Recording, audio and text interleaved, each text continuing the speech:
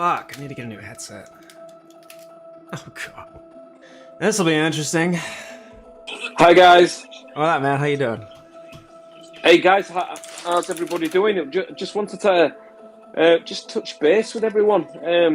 I know it might be a sore subject, but any idea what's going on with AMC Astro? In what aspect? I know it's going down, but what are you curious about exactly? Yeah, I think the question I've got is, I've got so many, and I mean so many shares. I've got like over $30,000 worth. That's awesome, man. Yeah, and I did buy in quite low, but I'm just trying to figure out what's going on with it now. Are we still headed towards a squeeze? And it's like over here in the UK, it's like you're one of the main guys that we follow. So is Trace, so is TMI, and it's like Trace disappeared. And is that the right thing to be saying, or is it a stupid question? I don't know. I don't know if disappeared is the right word. It's just that, you know, there is frustration on both sides here, whether you're a content creator or somebody who is just trying to figure out what's going on. And, you know, boredom does become a thing. And there is... Yeah, because I think with you guys, obviously doing what you're doing, absolutely brilliant. Thank you. But what's disappointing is I just wish to God you guys were there on the red days, on the down days. So you could point us all in the right direction, because I think a lot of people look to you guys for a lot of support. Yes. Yeah. We are just as emotional as you, which is something that we're all battling. But, you know, Trey and I have talked a lot about how devoiding it feels, how empty we feel when we see this thing going down, while we've been talking about it, trying to help educate people about what's going on. But then you look at the ticker and it's down 10% or 13% or whatever. It is extremely frustrating, and it takes a bit of our hearts away from us. And all we're trying to do is just help. You know, like everybody gets in at different points in time. You know, what was 13% in the hole for you, the next day will be plus 10% for someone else while you're still down 3%. So it's a huge gradient and mishmash, you know what I mean? Yeah, absolutely, yeah. But I can only assume the thesis hasn't changed. I'm assuming we're still in till they cover the short positions. Yeah, I mean, there's a ton that's going on here, and most people don't have the time to fully ascertain everything at play. It wasn't too long ago that I was in that position where I was constantly stalking Reddit, trying to find, like, what the fuck is going on, you know, looking for a new theory, looking for a new data point, something, you know. And now I'm on the opposite end of that, where I'm at the driver's seat, and I have to remember back to when I didn't know what the fuck was going on, what that was like. And that's something that I'm actively trying to give homage to, is that idea. You know, how can I produce information that me from 6 months ago would digest? You know what I mean? Yeah, absolutely. Yeah, I mean, for me and a lot of family and friends over here in the UK, honestly, our thesis is we're just buying and holding, and we're buying and we're holding. We've been doing this for the past year, and we're going to continue to do the same, because we all still believe in the squeeze. Yep. Yeah. It's snapshots of reality. It's snapshots of reality. I think one of the biggest things we miss over here is almost every single day. It was good to watch you guys, and then Trey as well. Watching him do his DD, his videos, is the information he was putting out was absolutely fantastic. And now we keep searching for him on YouTube, and it's like, oh, where's he gone? Right. It's I trust me. I get it. I 100% get it, and it's just a matter of time. That's all this is. And how much emotion is everybody willing to go through during that time? Yeah. And I think that there's an expectation too that the influencers and YouTubers are always putting stuff out, but they need to take time to recharge too, because this shit is hard on everyone. Agreed. And I think that when people take time away, it's actually a good thing because they'll come back even stronger. And Yes. we know that the DD is proving out. We know that we're in till the shorts cover. So I try and only check the stock ticker a couple times a day instead of, whatever my tolerance is. I try and only check that much because then I'm not getting emotional all day long. Yeah. I mean, what I did was instead of stalking the ticker, which I still do, don't get me wrong, I found a way to derive dopamine without having to watch the chart. And that's where the research and the digging and the data aggregation and all that came into play. And YouTube was another outlet for it. But people do this without even realizing it. There are tons of different ways that you can vent or even multiply the appreciation of or the frustration of what's going on. And when you can instead of looking at the price chart and letting that be the pace for the day, if you start digging into things like new SEC filings or new FINRA filings or any amendments, if you have a theory about what's going on with the price chart, there are different ways that you can try to decipher what's happening where you gain value from knowledge instead of value from what your P&L has to say. And I think that if people start doing that more than watching the chart, that you would see exponential growth from the community, but also on the price chart because more people would understand what's going on. Yeah, absolutely. 100% agree. But I think on red days, it'd be nice to see that such as yourselves, such as Trade, the influencers, on red days, rather than everybody having to find you guys. Because I think on red days, the bad days, I think everybody needs you guys more on the red days. Yeah, well, and I think as a community too, like the smaller players in the community too can play a role there in helping carry that lift, because it is a big lift for somebody who is constantly talking TD, constantly has a massive audience, and on a red day, like Trey comes across to me as somebody who's very emotionally invested in the community, and it hurts him. You can tell, like some of these videos where he's made in the last few months on really bad red days, and it looks like the dude has been crying. And I know he's like, he takes it to heart. He's a genuine dude.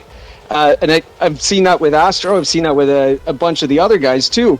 And so, I try and retweet as much positive stuff on a red day, just so people get that energy out of their system. They're not getting that negativity. Absolutely, yeah. I think one of the biggest things I miss from ASTRO is that phrase, "Come on, bitch." I'm waiting for the inertia to shift in the other direction. That's all I'm waiting on. And negativity sucks, and seeing red days suck, but there's two ways you can handle it. You can either sit there and take it and vent then and there, or from the way that I've gone through life, I don't like to fester on makeshift positivity. I'm going to take negative energy and I'm going to use that anger and that frustration to go and figure out what the fuck is going on. So then I can use the rest of that anger and frustration to enact on the thing that I found that could be the source of what is happening. Yeah, not everybody can do that, though. There's a lot of intricacies here. But yeah, absolutely. Yeah, I mean, the biggest thesis we've got over here is, regardless of what's going on with the ticker, buy and hold, and every time we've got spare cash, we just buy more and we buy more and we buy more. And the amount of people that I know over here in the UK, absolutely nobody at all is selling. We're just buying more and more and more. And everybody, and I think everybody's grown adults. Everybody realizes the risks involved. But, I know. I have to disagree with you on that one. I don't think people realize the risk. And it's easy to put away, the $300 that you'd have left over for rent at the end of the month.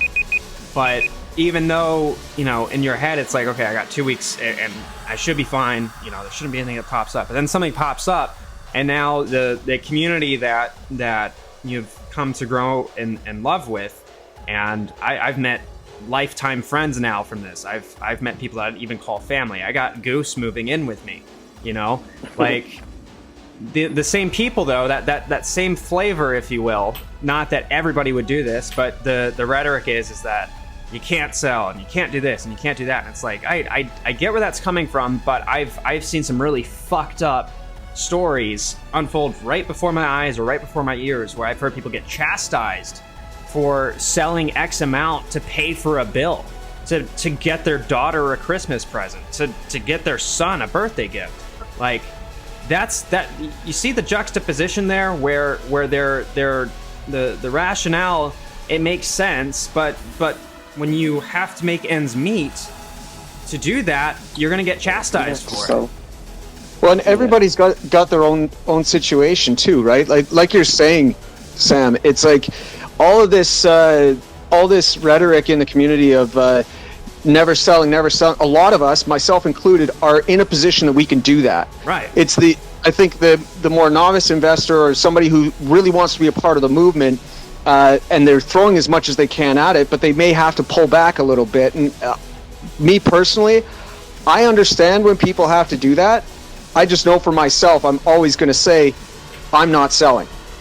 Yeah, and that's you know, no, just not judge the people who, and not judge the people who may have to, right, because they got to pay a bill or a medical thing or deal with their kids. You know, 100%, 100% agree. If you have to sell because of your personal circumstances, there's nothing wrong with that whatsoever. That's why I respected Trey when he said people come first. Yeah. And that made, like, that resonated with me, right? And I think that is something that I've heard from you, Astro. I've heard it from a few other influencers that are kind of in the same mindset as you and Trey. Yeah. You know, don't focus on the one guy who has to sell his 5 shares to pay his rent that month so he's not homeless. Focus on the people who are like myself, who are holding, who have the ability to buy more every week. And not worry about that. The little guys are needed too. We need all sorts of people in this community. Yeah, absolutely. Yeah, I think one of the biggest things is I think everybody needs to stay in touch, like these space calls, and have these constructive discussions, because I think that's what keeps everybody together. Because you've got, as opposed to some degree, you can offload the negativity of what you're going through, and at the same time contribute positively as well. So I think it's awesome to actually speak to Astro again and obviously do this. It's absolutely fantastic just to touch base, find out what's going on, and obviously get your opinion across, whether you're right or you're wrong. Right. It's good to have those constructive discussions. Absolutely. I think moving forward, you know, my priority is educating people on what's going on and trying to give some detail to this monolithic thing of market structure and market plumbing. You know, like, these are two very different things, but they're used synonymously. And if people were able to understand who's really at fault here, like prime brokers, right? I hate to say this, I think only a quarter of people, if I randomly selected them, would be able to tell me who or what a prime broker is. And these are the entities that are responsible for all this fucking shit. It was the same thing with Overstock. It was the same, like, that's what happened to Mark Cojones. But every time you hear that name, you're expected by your tribe to become inflammatory and to agitate and to irritate. And well, that's I know some people have a very emotional reaction to that. And I know I got there at one point too. I had to walk myself back from that because it's counterproductive. Exactly. And, you know, everybody talks about they're trying to get us to sell. They're trying to lie to us. And Yet it's the people who are the loudest about this sentiment who are telling you that T0 is bad, or that zero-day settlement in general is bad. Zero-day settlement has become synonymous with T0, yet T0 is the only platform that offers it. And so now one of the silver bullets in this entire thing has been vilified. And not only has it been vilified from an informational standpoint, but there's the emotional tag to it as well. So you want to talk about infiltration and shills and people trying to lie to you. There's the biggest lie of them all. And I dare you to go into a space call and try to say the name Mark Cahotes. You're going to get fucking... People are going to come at you left and right. Yet he's the man who can actually effectively help fix this. Astro, can I jump in for a second? Sure. First of all, I just want to talk about people selling, and everything you guys are saying is absolutely correct. I've been saying that since the get-go. And the thing is, I just wish people would stop posting that they're selling, because that's driving problems, I think. And the other thing is... I have to cut you off there real quick. I'm sorry. Nope. If people aren't allowed to talk about what they want to talk about, whether it's good or bad, if you can't handle that environment, you can't be on the internet. I'm sorry. That's how the world works. You're not going to go everywhere seeing things only that you like.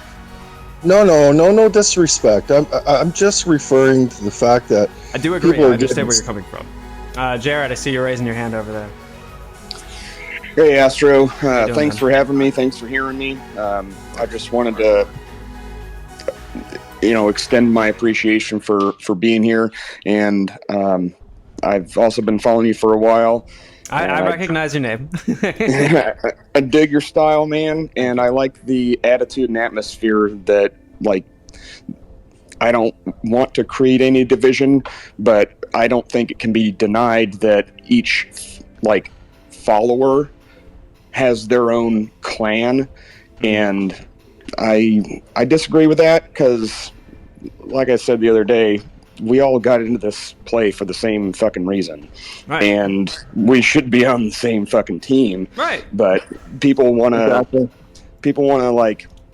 I don't know, blame Tribalism. certain things and yell at certain people, and it's like, guys, geez, you can't see the forest for the trees. We're I don't know. I'm not trying to sing Kumbaya, but for fuck's sakes. Right. It's fuck's tribalism. Sakes.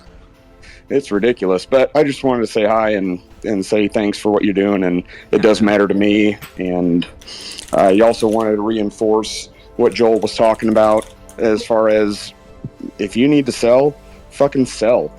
I'm probably going to sell at a point lower than anybody else because I just want to pay my house off. I'm not trying to buy 10 Lambos. I just want to pay my house off. Right. So that's my why.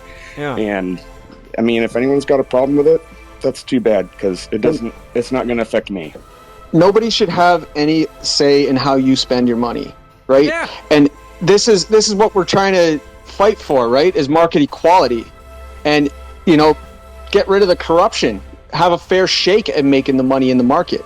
And to me, that's the most important thing. If people have to do something for any one reason, that's fine. Do you think there will ever be change? Yes. Yes, absolutely. 110%. It takes a big event, a big hurt, for things to change. Right. Because I suppose the people we're fighting against have got deep pockets. And deep roots. Absolutely, absolutely. And then my last final question, Astro. I know you're not a financial advisor or anything like this, but where do you think we're going with AMC? It all comes down to the laws of supply and demand. If there is more demand than that of supply, then those who hold the supply get to name their price. That simple. So do you think this is going to squeeze? I'm fairly confident in a rapid upward price movement, of which most people would not be expecting of, but that's all I can say. But Astro, do you know something? It's absolutely fantastic just to even hear that, even if it was a no, it's not going to squeeze, we've lost or whatever. It's good it's just good to have that bit of knowledge from someone else and just to hear that. Yeah. I mean, even just from yeah, whether it's negative or positive, it's just good to have that source of information and somebody else's opinion. Yeah, it even from the standard lens of how a stock works. If you look at short interest, where it stands, whether you think it's real or not, even by vanilla standards, the amount of shorts at play and where the price is at sets up the perfect storm for someone to take profit as a short, which would then cause them to buy in, which would drive the price up. It's that simple. Even from that perspective. Absolutely, yeah. I mean, from my point of view, I'm going to hold on to this for as long as I financially possibly can. Wait, why would you hold forever? Based on what? Until, sorry, let me rephrase that. I would hold until it got to the price that I wanted it at, so then I could sell at that price. What's that price? For me personally, the lowest would be around about $500. And I don't think I'm being unrealistic there. No, I mean, you pick your price. Yeah. That's comes down to the laws of supply and demand. That's it. Yeah, because I mean, for me, that's where I want to be. That's where it would help me and my family financially. Listen, AMC CEO has sold all his shares. He's made $42 million off this thing, and you're just stuck holding on to this dog shit. You understand the CEO only gets paid in shares, right? The man's 67. He's technically supposed to be retired. Only gets paid in shares. He has a family. He's got other obligations and things he wants to do in life, and you're trying to tell me that he's not allowed to make a liquid instrument out of what he has? Care to comment?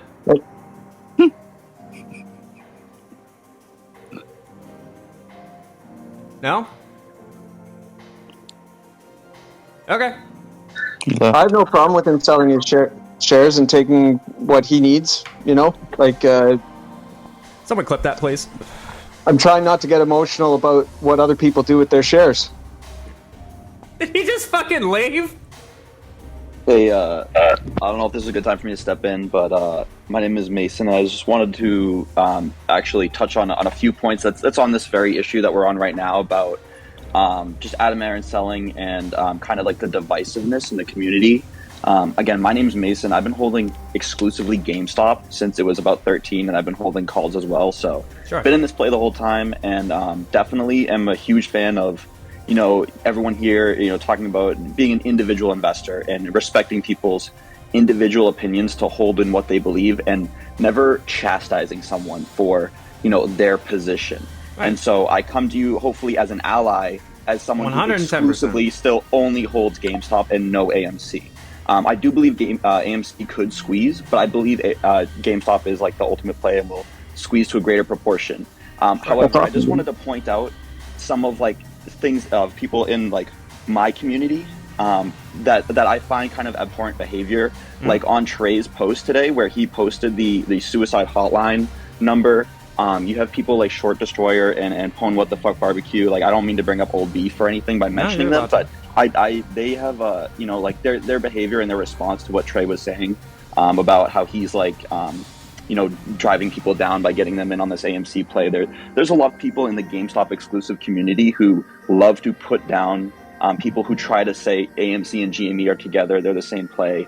I don't believe that they're the same play, but they do correlate in a lot of ways sometimes, and they're in a lot of the same ETFs. So they're both heavily shorted. I mean, there are some correlations. So I'm not going to completely dismiss that point. But, you know, I agree with some of the fundamentals of what these people might say in that, you know, GameStop has a much more compressed float. It could potentially squeeze a lot higher. I'm not a fan of not just Adam Aaron, but the entire AMC board kind of releasing shares. However, I think that the AMC community are allies in this because we are all trying to fight market corruption at the end of the day. So even though I don't consider myself an ape, I consider myself a GameStop investor. I still exclusively hold GameStop, but I appreciate anyone and respect anyone that can make money on AMC as well, and anyone that wants to fight the current market structure of, you know, market makers and prime brokers kind of manipulating and being able to naked short these stocks, no doubt about it. And, you know, when Ken Griffin goes up there in his interviews and says, you know, oh, I don't know anyone who, you know, disagrees with the current market structure. Bitch, everyone fucking disagrees with this current market structure. It's bullshit and it's corruption. Oh, yeah. So I appreciate all of you for being able to hear me and hopefully see me as an ally, as someone who is part of that 100%, exclusively GME community. Yeah. And as long as we're all trying to fight market corruption, I respect it 100%, and I really appreciate what y'all are doing here. So thank you for giving me a chance to speak, and hopefully we can all continue to hold and keep fighting this beast. Yeah, that means a lot, man. That is stand up right there. That's how people should be thinking right there. You are the golden child of that archetype right there. Thank you. I hold both. No one's a hero, but thank you. I appreciate that. Yeah. No, I mean, you're a hero to somebody in here. I got at least 500 people watching on the stream, and I don't know how many people are in the space call. 200. 200. Okay, so at least 600 people or 700 people have listened to what you just said, and that is how people should be thinking. I agree 100% with what you've just said, even regarding fundamentals. I like both companies. I've been a gamer since I was a kid, and I've watched movies since I was a kid. I remember sitting outside of GameStop at 11:59 p.m. at night, freezing my ass off, waiting for the next Call of Duty. I remember taking my first girlfriend to an AMC theater. Like, these companies are near and dear to my heart, and 9 times out of 10, when you see somebody try to victimize or vilify the other side, it's typically mounted against some emotional basis. It's never like, you're talking about Pwn and Short Destroyer. I still love Short Destroyer, by the way. I hope he listens to this. I know he fucking hates me, but I think he's a great guy, and he and I have talked extensively. I know he's a bit of an elitist on the GameStop side, but so be it. I think he's a smart man. The point of this being, though, is that when people try to create tension or some form of villainy, it's always something emotional. Like when Trace tweeting out about the suicide hotline, it got turned into, what did he say exactly? Or what were other people saying, Mason? What was the... Oh, they were just, they're GameStop, they believe 100% in GameStop, and they think that AMC is a distraction. So anytime people say hashtag AMC and GME in the same post, they get sensitive about that because they think GameStop is the only play. Right. I mean, fundamentally, I agree, but attitude and the way they're going about it, I completely disagree. Sure. I mean, the fundamentals are better on GameStop's side. There's no denying that. And that's fine. But both of them are en route for the same end result. Whether or not that result lines them up side by side at the end of it, I don't fucking know. But both can squeeze, 100%. Yeah, and that's all that fucking matters. And people have their money, and they can do what they want. But to take a man who is trying to help people because he has a heart, when he tweets about the suicide hotline, and then you try to turn that into something about the stock market, you're taking emotion and trying to match it against money. Good fucking luck with that. And if you're so much of a piece of shit that is your rhetoric, when someone is trying to help like that and you turn it into a stock, no, that you're vile. No. That just does not work. That does not work. Absolutely. Astro, I agree with you 100%. Mason, I agree with you 100%. I'm holding multiple stocks. I got AMC, I got GME. I think the moment that we're in right now, actually, I'm so sorry. I got to cut you off there because I know someone's going to try to turn this into dirt. As far as the Pwn video that I made, I didn't say the word. I didn't talk about anything in detail that would have revealed any information about her or her quote-unquote suicide attempt, which she will call it what she will. But the point of that being is that was not about her suicide attempt. That was not about anything regarding her suicide attempt. That was because she was coming after me after I tried being nice for months. So let's lay that line very clear on the fucking ground. That was what that was about, because I know someone's going to try to dig this up and try to flip it. Watch the video. Thank you, Astro. Thank you. What I just wanted to say was, in this moment, I think if we have close to 1,000 people listening and watching right now, I think what we need to do as a community is to just cement the narrative. Right now, there's been a lot of like wish-washy, we're going after corruption or we're going after a squeeze. Even though all these things are real, I feel like we need to create a more stronger framework so that if anyone wants to speak, whether that be a tweet or a podcast or a video, then like we can have like a decentralized, firm narrative that people can actually get behind, and we can actually have real momentum behind any change within market structure, any change within laws. I think we're just in a moment of cementing the narrative. 100% agreed. And Spence, I see you. Give me 1 second.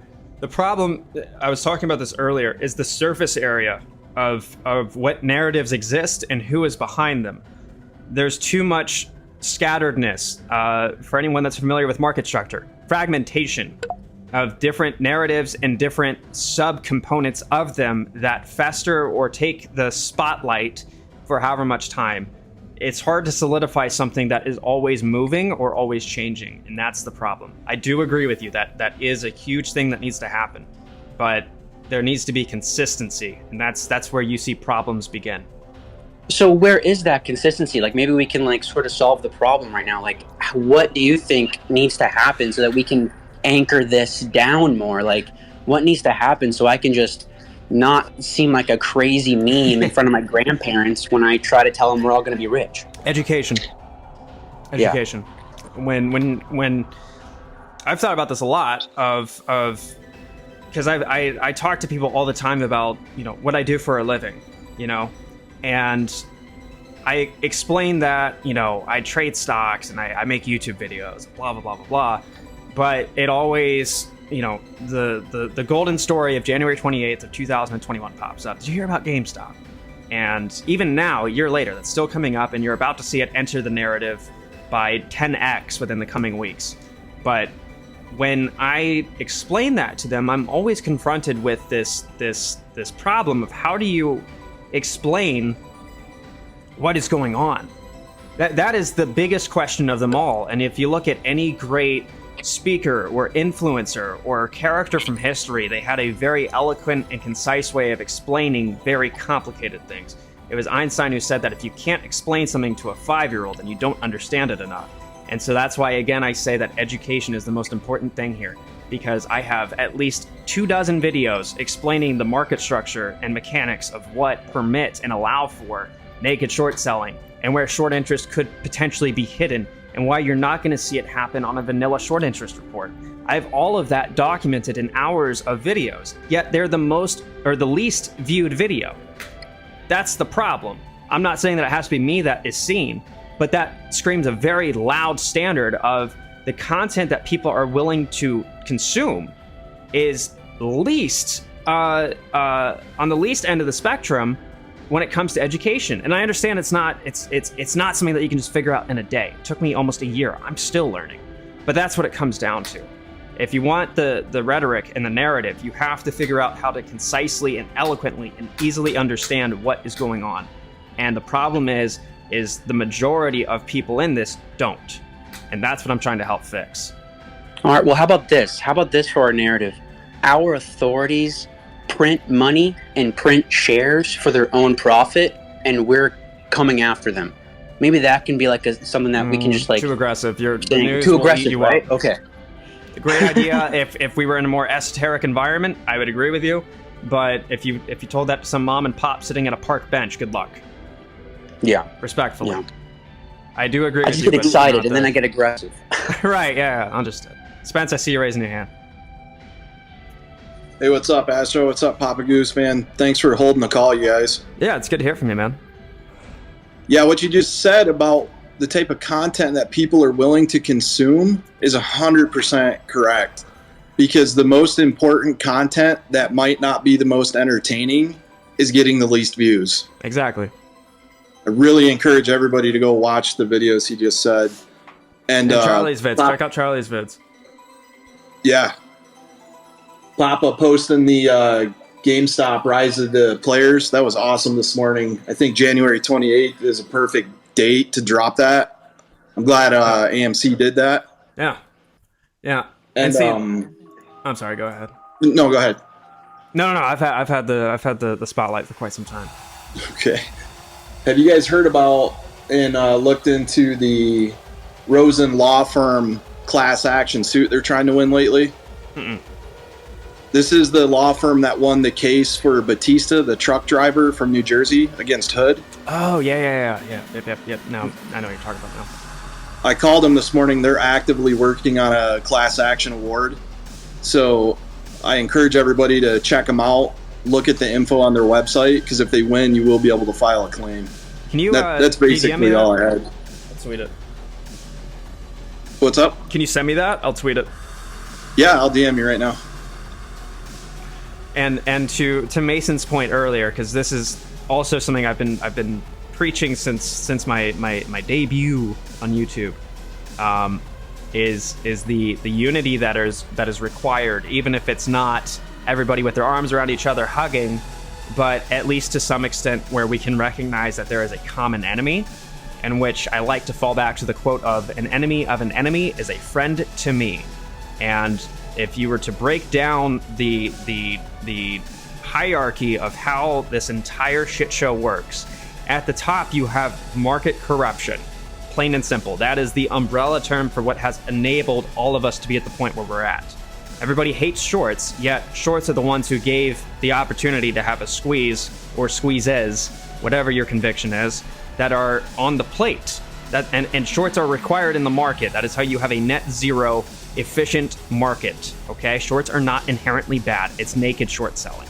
Okay, now to circle back, when you look at the hierarchy, you have market corruption being at the top. Now, within market corruption, you have all these different tickers that have been affected. And when you have infighting at the same layer, like AMC versus GameStop, you are losing the fight in helping the other side win at the same time. Not only are you helping yourself lose, but you're also helping the other side win. Because now the only thing you can see is the person next to you while you're trying to fight them, instead of looking up and seeing who actually has their foot on your neck. That is the problem. And I remember there was a post back in February on Wall Street Bets about, and it got 13 upvotes, I think, and then I never saw it again. It said that if whoever was at fault here, and I'm paraphrasing, whoever is at fault here, whoever actually got caught naked here, were to win, they would have to make infighting happen. That was almost a year ago. There's a good one. It's like it was posted on Reddit before. Not that I agree with the vast majority of what Reddit is right now, but fucking cesspool. Cesspool, and it's easier to buy them out than politicians. But there's a jar. It was posted. Let me tell you something. There was a post on Superstomp way back when it was a little more legit. It was called the Jar of Ants, basically saying that there's like these two types of ants that are different colors, and if you put them in a jar and just leave it, they will sit there and coexist perfectly. But if you shake the jar, they'll be misled into thinking that they're being attacked by each other, and then they'll start fighting. So I think that was probably one of the greatest analogies for the whole GME AMC thing is the jar of ants. Same finish line, right, guys? Yep. Well said by both of you. Yeah, that is the comment. And you look at anything else in life: Republican versus Democrat, black versus white, fire and water, or fire and ice. Fucking, you name it. There are all these different labels, and the only purpose of them is to give context to a terrain in which you will then be fighting on. That's what that does. That's what labels do. And if you look even in the past 30 years of how society and culture and politics have evolved, you will see labels being added in exponential amounts, because the more labels you can add, the more you can target. It's like adding more zoom to your rifle scope. That's what that does. You have more detail, so you will then take fire. It baffles me that some people are so selfish that they're willing to go to such lengths and extremes to put down the other side in the way they do. I don't know if it's let me say this. I don't think it's all selfish. I think some people have either been convinced or have their own internal misunderstandings of, well, if I pull everybody from GameStop into AMC, then AMC was wasted. Well, if I pull everyone from AMC into GameStop, then no, you have to drop that. It doesn't have that. No, just no. And the more you push for that, you're just antagonizing the other side even more. Let me help you. That's what you do. That is the exact image you give yourself. It's the Nurse Ratched from One Flew Over the Cuckoo's Nest. It's so disgusting. And to tell people what to do with their money, if you did that in person, you'd find yourself on the ground with a broken jaw. To think that you have some prerogative to do that on the internet is even more asinine. That is not how you're supposed to behave. That is not mature. That is not adult-like. It is childish and makes you look like a buffoon. Anyone that thinks this is a valid thing to do or anything that should be considered okay is an idiot. Period. Hey, Astro, this is Deke. Can I have a sec? Absolutely not. All right, I'll wait. I know, I'm kidding. All right, first off, you're a sexy motherfucker. If I had hair like you, I could have been somebody. Thank you, man. Thank you. I texted Mark, and he's in meetings and says he's sorry he can't make it. Oh, that's all right. Thank you. Otherwise, he would join. So I just want to say a couple of things, and you just said a lot of them well. But I'm going to probably maybe a little stronger. Sure. And I'm in a bad mood, so. Perfect timing. But I just want to say, as far as the GME and the tribal and all that, anyone who's rooting against another retail investor is a fucking asshole. There's just no other way to look at it. You're just a garbage fucking human. Anyone who wants somebody else to lose money is just wrong. Yep. And that should not be respected, and it should not be edified. And the whole GME thing is fucking mind-blowing to me as somebody who wants everybody to win. Second of all, the people who attack Mark boggles my mind.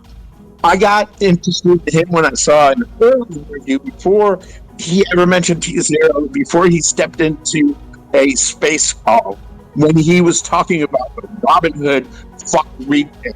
And it's somebody who got raped over the fucking coals. I said, man, that's a fucking good guy. And I started following him on Twitter. And I've had a lot of conversations with him. And I can, from my perspective. You're cutting out a little bit. Sorry. I could say from talking to him, he's as good a person as I know. Yeah. But what I don't get, and what boggles my mind with this backlash, it's as if somebody said, hey, you know what, I got this idea. It may or may not work, whatever, but I might be able to solve world hunger. And a bunch of people go, fuck you, you shill. Yeah, yep. Thinking, yep. Why not entertain the idea? What have you got to lose? And maybe the guy made a machine that can solve world hunger, and he'll make someone who gives a fuck. Yeah. We're looking for a solution. So even if you disagree with the solution, but it was dismissed out of hand, and this divide came within the community before it was ever even understood. It was a fake. This narrative that it was Adam Aaron versus Mark is ridiculous, because Mark's the one who conceded and was transparent that Adam said stand down, and stand down could be interpreted a million fucking different ways. What Adam didn't do is Adam didn't go to Twitter and say fuck Mark. He didn't say apes fucking turn your backs on this douchebag. He said nothing of the sort. In a private message to Mark that Mark shared with us, he said stand down, which could mean I'm working on something. Shh. It could mean anything in the world.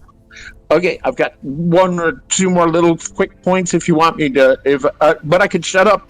I see Sugar Kush raising his hand. I'll come back to you. I really appreciate that, though. I'm here. You're on the money.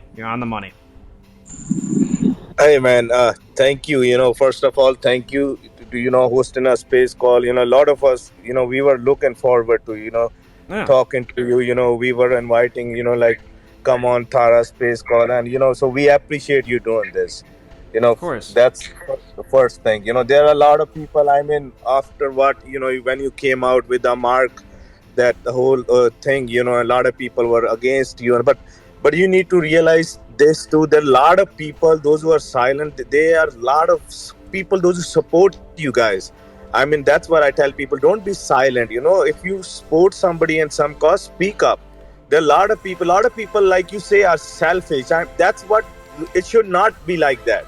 I mean, when I came in this community, I honestly came for money, Yeah, but when I saw exactly, and when I saw so much dedication and with each other, like everybody, people caring about each other, like people literally, everybody is a hard-working individual, honest person here. We are not selling drugs. We are everyday hard-working people. Yeah. And even if you are selling drugs, let me know, because I need weed.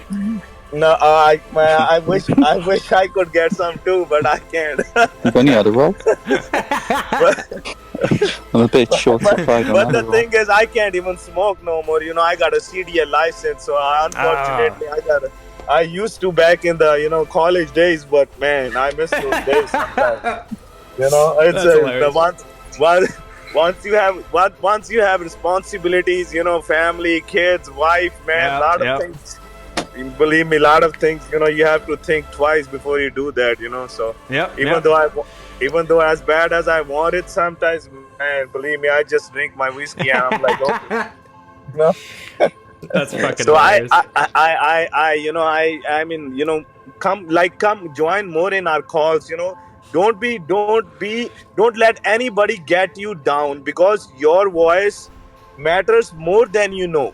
Thank you. I even like all the other guys too. I mean, Trey and everybody. I have very humbly requested all of those guys, like, come, join. Like, we need their other side. They're all together. Like, look at Ken Griffin's ex-wife. That this article that. I mean, look at that shit. Even their ex-wives, they support them. Like them, the dumb fucks. Even their ex-wives, they still support them. And here we are.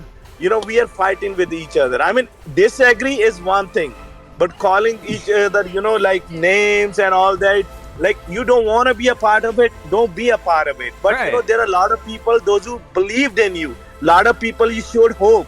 And now if you will sit back and sit quiet, then who will they look up to? Like Trey and Matt. I mean, I have no complaints. I don't disrespect the guys. Same fight. Same fight.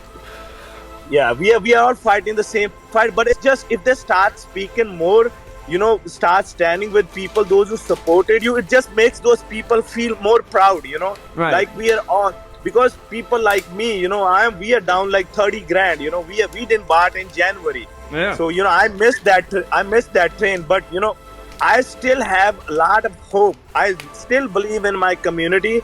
It's because of all the individual hardworking people. Like you, like me, like everybody who has sacrificed their blood, sweat, and tears in this play, So let's all keep it together and let's all fight for one cause. If Mark is bringing something to the table, let him at least finish it. Yes. If he's not able to do it, then you can criticize him, do whatever you need to do, but give the man a chance. He has 40-some year experience. I mean, look into his background. Okay, he was a activist short seller. Like, there are differences, but a lot of people don't even know the differences, and don't make your opinions, like, don't be so quick to judge people. Give them a chance. Let them finish what they started. Let's stick with them. Agreed. Like, even Ken Griffin's ex-wife left him, and that dumb bitch, she's still supporting him with all this bullshit. Like, it's fucked up. I like this guy. We need to take a lesson from these dumb fucks. Like, look at these fucks, but they're like, So I appreciate you guys. Come more on our calls too, man. We'll love you guys on our calls. So thank you again. Sugar Kush, you said it well. Yeah, thank you, brother. I appreciate you guys. Come on more on the calls. We'll appreciate you guys, man. You got it. Thank you, Sugar Kush. Thank you, brother. Thank you, brother. Hey, if anyone wants to jump on, call Astro a shill or something. Hey! Fucking. Hey, Astro, do you think I can throw something in there real quick? No! Damn. I'm kidding. Well, I just thought, just thank you for letting me in. It's kind of because, like, you and Charlie, and honestly, for the GME side, Gherkin. Leveraging, literally, like, you cutting out. Like, leveraging, like, last thing I heard you was got Gherkin. him now? Last thing I heard was Gherkin. I think he's got McDonald's. I was looking at this kind of price action. I started diving into the like the leverage market, and I noticed that it's with this and obviously, like, I looked at they're open and closed, and I noticed that, like, every single day they're closed up into a big period, there's a massive red day obviously today they're closed. You're cutting out, my man. Can't hear you. And I noticed that whenever you. Can someone tweet me the clip real quick of me shutting the idiot down about I how can to hear man? you guys. Yeah, you're cutting off. You got like all we understood was microphone. that we were talking about retail being leveraged in like the derivatives market somehow, but we couldn't really hear a lot of it. Yeah, sorry, I have shitty service. No, you're good, man. I think you're good now. All right, but yeah, I was just looking at like their actually roll dates, and they don't roll when they expire. They roll the last 4 business days of the month prior. So, and it's a 4-day roll period. So if you actually go look, can you send me this? Do you have like a yeah? Please send me this. This is awesome. Yeah. There, just go back and actually look at it's 4 business days of the like. So I nailed the August, the May. I think I made like 90,000 on a $1,700. On $1,700 because Good honestly, shit. of like, because you said they're over leveraged, and goes both ways. You go look in the leveraged market, which is the CME group. Then you will look at the schedule of their holidays when they don't trade. If they're closed, obviously they don't trade. And if we're going off of major price movements, it's from when they're open. It has to catch up. Right. I wonder, is that why, was it Memorial Day back in May? Yeah. Yep, Memorial Day they were closed, and the day after, guess what? The day after, they were closed. It was red. It's a 4-day roll period where day 1 is position day, day 2, intention day, day 3, notice day, and then 4 is delivery day. Yep, and you go in and you look at all the major price movements. It was those first 3 days were the big days. Right. The delivery day was June 2nd. Oh, and then it starts to snowball. Yeah. So it's honestly gnarly, and then you do the same thing with all of the other days. So pretty much don't expect a giant green day whenever the CME group is closed. So over leveraged, go look at the leverage market. So honestly, it's between like you, Charlie, and like Gherkin is the reason like me and a couple other guys at work are doing this. So right, yeah. So I just say thanks, and I gotta go. No, man, I appreciate it. Thank you. Yeah, no problem. I didn't know that. Yeah, honestly, I thought you'd be the one to know. But yeah, I can. Well, it was honestly your the T20 or the T21 and T35 is what kind of got me started, and then that's how I made the money. And then I went back and actually looked some more, and I couldn't really. And I got burned obviously on the one after the one after that. But then I'm like, all right, what the? Like, there's always these big giant moves. I'm like, all right, I started looking, and holy shit, I found it. And then I used a couple red days as a like a control test.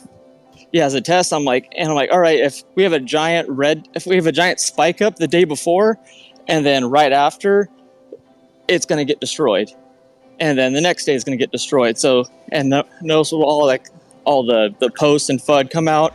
It's to explain the giant meltdown of the big moves, and whenever about for 2 weeks before the big rollover days is when all of the they got to start liquidating to start covering, and the biggest days come with about 3 weeks of shit. Can you tweet this to me and I'll retweet the hell out of it? I'll do my best. Honestly, it's just kind of looking around Reddit. Come on! But I'll put something Where do you together. find the CME calendar? I'm gonna start calling you Private Pile. The CME group. Like on their website? I'm having trouble finding it on their website. The calendar. CME, the CME group, equities, futures, holiday calendar. It's right on their website. And then I started looking at the. That's how I got the 4-day rollover period. Was on their explanation. They pretty much showed me how to do it. It's like, oh, if you have a future short position in equities, you have 4 business days. Because if they're going to roll, they can only roll. They don't roll whenever it expires. Like, oh yeah, the quad witching day or whatever. I'm like, no, that's when they're done. They're out. Yeah, and they need 4 days to be able to do it, just in case something happens. So it's those 4 days that really. Have the freeze dates had any significance? The what days? The freeze dates. Which ones? I don't understand those. I'm figuring out right now. It's on the same page as the holiday calendar. It's the last tab. Oh yeah, I'm not looking at it right now. I got it on the screen if you're watching. Yeah, I'm on my phone right now. I'm at work. Yeah, thank you for the calendar, by the way, too. It's the 14th through the 18th, I guess, were closed. So. Oh yeah, and then especially on the was it Thanksgiving, when it's pretty much like right after GME's earnings, everyone's like, oh yeah, we're like, that's when everyone's like piling into options for like, oh, Thanksgiving or the day before, whatever. I'm like, do you realize that the big run up between on GameStop and on not so much on AMC but it was the Thursday. It was like Thursday, Friday, Monday, and then a spike Tuesday morning. It's because the CME group was closed Wednesday, Thursday, Friday. Yeah, they were catching up. Yeah, so you take the last. It's like lag. The last 4 days of the count. The last 4 calendar days is when they start to get their position all rolled up.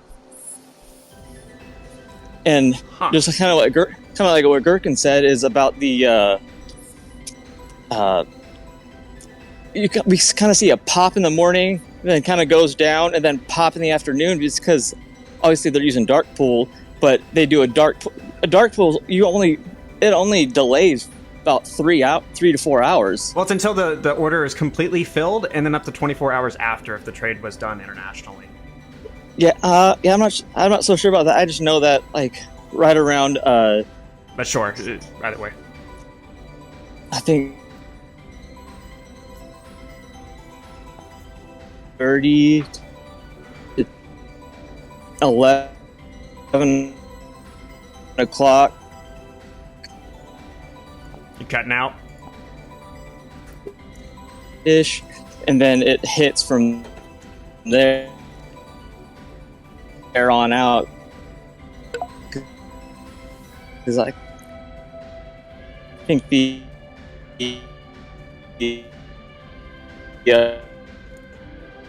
Yeah, buddy, you're cutting out.